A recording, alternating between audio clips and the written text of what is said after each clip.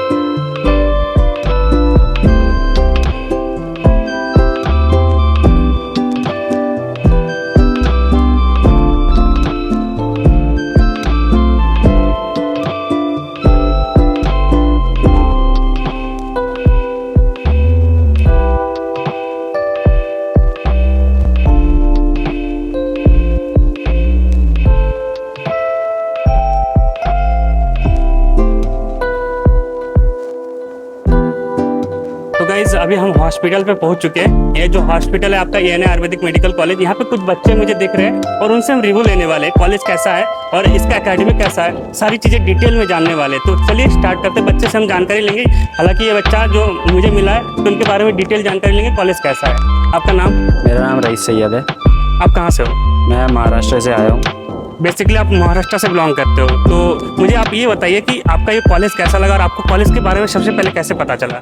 ये कॉलेज तो बहुत बहुत बेहतर है। कॉलेज के बारे में हमें सोशल मीडिया के थ्रू पता चला था और काउंसलिंग की थी हमने, तो उसी हिसाब से हम यहाँ पर आए। अच्छा, जब आप कॉलेज में आए हो और अभी जब यहाँ पर कितने साल हो गए आपको यहाँ पर? मुझे अभी यहाँ पे कम से कम 8 महीने हो रहे हैं यहाँ पे आने के लिए। तो इतने सालों में कैसा एक्सपीरियंस रहा इस कॉलेज के बारे में? आप कॉलेज के बारे में क्या बताना चाहोगे? ना, कॉलेज बहुत सही है। कॉलेज में लेक्चर रेगुलर होते हैं, टीचर्स है, फैकल्टी वगैरह सब प्रेजेंट है और सब जो वो होता है कॉलेज में, मतलब सब कुछ प्रोवाइडेड है। जो एकेडमिक है बहुत अच्छा रन कर रहा है। फैकल्टी वगैरह प्रॉपर है? हाँ, फैकल्टी प्रॉपर है। तो फैकल्टी आपको कोई ऐसा तो दिक्कत नहीं होता कि एक टीचर अच्छा है दूसरा खराब है? ऐसा कोई टीचर है आपको लगा कि ऐसा? ना, ऐसा नहीं है। यहाँ पे जो टीचर्स है सब टीचर्स भी फ्रेंडली है। हॉस्पिटल में जो डॉक्टर्स है वो भी फ्रेंडली नेचर के है। मतलब बहुत सही। Okay okay. तो अभी मैंने इस बच्चे से पूछा, बाकी चीज़ें हम और भी बच्चों से पूछेंगे, जानकारी लेंगे कि कॉलेज कैसा है। तो गाइज अभी हम दूसरे एक और बच्चे से बात करेंगे और पूछेंगे इनसे कि इनकी क्लासेस रेगुलर होती है कि नहीं। तो आपका क्या नाम है? मोहम्मद नदीम। आप कहाँ से हो बेसिकली? मैं पीलीभीत से हूँ। अच्छा, आप यहीं नज़दीक से हो। मतलब आपको यहाँ के कॉलेज के बारे में पहले से पता था? हाँ, पहले से पता था मुझे। ओके। तो ये कॉलेजेस के बारे में आपको जब पता चला तो अभी आप क्लास कर रहे हो, तो आपको यहाँ पे क्या फैकल्टी और कैसी एकेडमिक मिल रही है? यहाँ पे सब कुछ ठीक है, फैकल्टी भी ठीक है, एकेडमी भी बढ़िया है। अच्छा, तो आप रेटिंग कितना देना चाहोगे 10 आउट ऑफ 10? 8। आप लोग यहाँ पे हॉस्पिटल में हो और आपका 2023 बैच है। ऑलमोस्ट 1 साल हो गया, 1.5 साल हो गया है। आपका एग्जाम भी हो गए होंगे? जी, एग्जाम हो गया हमारा। फर्स्ट ड्रॉप कंप्लीट हो गया, उसका रिजल्ट आना भी रह गया। ओके। तो जैसे ही आप लोगों को जो एक्सपीरियंस मिला है हॉस्पिटल का, तो यहाँ पे कितना पेशेंट देखने को मिलता है आपको? हमें 50 हो जाता है लमसम। 50 प्लस मानिए आप। तो यहाँ पर जब आप यहाँ पे वर्क कर रहे हो, मतलब हॉस्पिटल में आए हो, तो यहाँ पे आप लोगों को क्या किस लिए भेजा गया? हमें पेशेंट की हिस्ट्री वगैरह के लिए, और हम राउंड करते रहते हैं पेशेंट के पास जाके, उससे इन्फॉर्मेशन लेते रहते हैं कि उसको क्या प्रॉब्लम होती है, उसको क्या नहीं, सब उसके डिसीज के बारे में, सबके बारे में नॉलेज वगैरह लेते रहते हैं। तो ये रेगुलर आप लोगों को कराया जाता है? जी हाँ, रेगुलर कराया जाता है। तो ये बताइए आपका बैच कौन सा है? 2023 आपका भी मतलब 2023 बैच है। तो आप ये बताइए कि आप आपके जो जूनियर्स है, तो उनके साथ आप लोगों का कैसा इंटरेक्शन रहता है? हमारा नो रैगिंग रहती है बिल्कुल, बस ओनली उनका इंट्रोडक्शन होता है, रैगिंग का बिल्कुल कोई सीन नहीं रहता है। बहुत प्यार। यहाँ पर रैगिंग होती है कि नहीं? नहीं होती ragging, no ragging, only intro होता है। बेसिकली कहाँ से हो? फतेहगंज बेस्ट। ओके, तो यूपी से ही हो आप? यस। तो मुझे ये बताइए, जैसे कि यहाँ हॉस्पिटल में या पेशेंट लोग वगैरह तो हमने पूछ लिया, जानकारी ले ली। अब हम ये पूछना चाहते हैं, अदर जो एक्टिविटी होती है कॉलेजेस में, बच्चे सीनियर्स जूनियर्स का अट्रैक्शन होता है, तो आप मुझे बताइए यहाँ पे फेस्ट वगैरह होता है? हाँ होता है, फ्रेशर्स वगैरह हुई हैं, बाकी इंट्रो वगैरह हुआ है, नो रैगिंग, रैगिंग का कोई इश्यू नहीं है। अच्छा, बाकी सेमिनार्स वगैरह अटेंड करते हो आप लोग? सेमिनार्स होते हैं, प्रॉपर अटेंड होते हैं। हाँ मतलब प्रॉपर होते हैं, स्टूडेंट्स भी वीकली होते हैं, डे बाई डे भी हो जाते हैं, और मिड में भी हो जाता है कभी कभी। क्या वो जो असिस्ट प्रोफेसर लोग आते हैं वो आप बाहर से आते हैं या कॉलेज के ही रहते हैं? बाहर से आते हैं, बाहर से भी आते हैं, कॉलेज के भी रहते हैं। Okay okay. अभी हम ईएनए कॉलेज के एक फैकल्टी से बात करेंगे, जो हमें गाइड करेंगे कि कॉलेज के बारे में, और बीएमएस में कोर्स में अगर करना चाहिए तो उसका क्या स्कोप है इन फ्यूचर, तो उसके बारे में जानेंगे। मैम से बात करते हैं। Hi ma'am. हेलो। जी मैम, आपका मतलब क्या नाम है और आप किस डिपार्टमेंट से हो? मैं डॉक्टर बिंदिया सक्सेना, संहिता डिपार्टमेंट में असिस्टेंट प्रोफेसर हूँ। मैम, क्या आप बताना चाहेंगे कि जो बच्चे आयुर्वेदा में इस बार कोर्स लेना चाहें तो उनके लिए क्या इन फ्यूचर स्कोप रहेगा, और आप क्या गाइड करना चाहोगे? देखिए, बीएमएस का जो फ्यूचर है वो बहुत ही ज़्यादा ब्राइट है। अब हमारे सामने जो है डेली जो प्रॉब्लम्स आ रही हैं वो लाइफस्टाइल डिसऑर्डर की आ रही है, कि खाने पीने का टाइमिंग्स नहीं है, सोने का टाइमिंग नहीं है, किसी भी चीज़ का जो एक प्रॉपर डाइट नहीं है, तो उसकी वजह से बहुत सारी बीमारियां आ रही हैं। और लोग अब पुराने कल्चर की तरफ फिर से बढ़ रहे हैं, जिसमें लोग रहन सहन खान पीन पे दोबारा से ध्यान दे रहे हैं। It's always better to prevention than the cure. तो आयुर्वेद जो है वो इसी फिलॉसफी पे काम करता है कि बीमारी होने से पहले ही उसे रोक लिया जाए।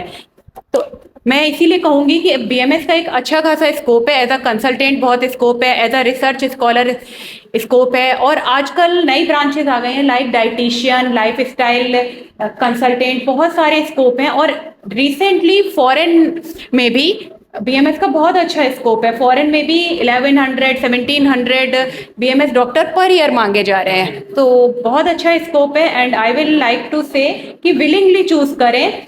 ऐसा नहीं है कि आपको रैंक वाइज मिला नहीं और आप बीएमएस में आए, आप इसको विलिंगली चूज करें और इसमें एक ब्राइट फ्यूचर बनाएं, जो इसका बहुत ज्यादा स्कोप है। थैंक यू मैम, बहुत अच्छे से आपने एक्सप्लेन किया है। Thank you. ओके, तो गाइज अभी हम सर से बात करेंगे, यहाँ पर जो फैकल्टी और एज ए डॉक्टर प्रैक्टिशनर है, तो सर से बात करेंगे। सर का नाम? मैं doctor Awadhesh Awasthi, emergency department है हमारा, जिसको मतलब स्टूडेंट को हम बोलते हैं हिस्ट्री लेने के लिए वाइटल से करते हैं, और इसके बाद फिर उनका जो डायग्नोसिस बनाते हैं, तो हर स्टूडेंट की डिफरेंशियल डायग्नोसिस बनती है। उसमें फिर हम प्रिस्क्राइब करते हैं कि हमें कौन सी मेडिसिन देनी है जिससे पेशेंट को जल्दी से जल्दी आराम मिले। जी सर, तो मैं आपसे एक क्वेश्चन पूछना चाहूँगा, बच्चे का ज़्यादातर यही क्वेश्चन रहता है, क्या बीएमएस करने के बाद कोई स्कोप है इस फील्ड में? बीएमएस करने के बाद आज के ट्रेंड में बहुत ज़्यादा स्कोप है, क्योंकि जो हमारी एलोपैथिक मेडिसिन है तो ऑल ओवर रेजिस्टेंट हो रही हैं, और जो अदरवाइज कंट्रीज़ जो हैं फॉरेन कंट्री में, जैसे अमेरिका, जापान, जर्मनी, स्विट्ज़रलैंड, ये क्या है, ये हमारी ट्रीटमेंट आयुर्वेदिक ट्रीटमेंट को अपना रहे हैं, पैथी को मतलब अपने यहाँ कंट्री में लागू कर रहे हैं। और हमारे यहाँ से कई हजार डॉक्टर्स को उन्होंने हायर किया हुआ है कि आप हमारे यहाँ आइए, हम आपको सारी फैसिलिटीज़ देंगे। और वो जो हमारा ट्रीटमेंट है वो अपने यहाँ कंट्री में वो लोग चला रहे हैं।